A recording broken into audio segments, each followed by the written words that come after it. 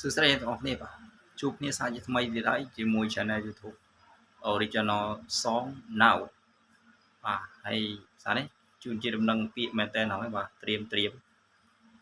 បទចម្រៀងយើងនឹងចេញឆាប់នេះប្រហែលទុំជាថ្ងៃសៅរ៍ពេលល្ងាចបាទទទួលបានបទ Original ជាច្រើនបទក្នុងមួយវីដេអូហើយសូមត្រៀមទាំងអស់គ្នាហើយជួយគ្រប់គ្រងផងបាទដើម្បីលើកទឹកចិត្តនិងដើម្បីខ្ញុំបានផលិតវីដេអូជាច្រើនទៅថ្ងៃទៅមុខទៀតបាទហើយមួយទៀតចង់ប្រាប់បងប្អូនថា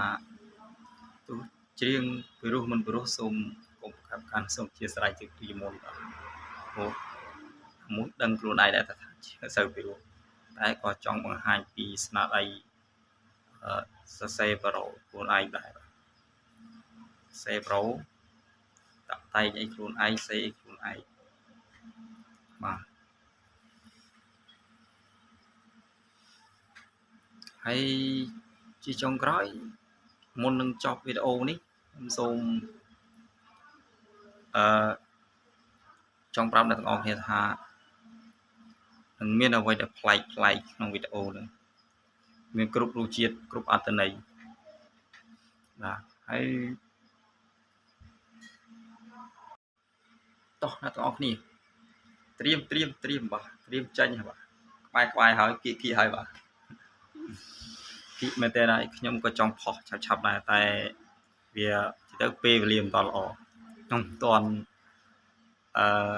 ធ្វើហើយអញ្ចឹងណាឥឡូវកំពុងបញ្ចប់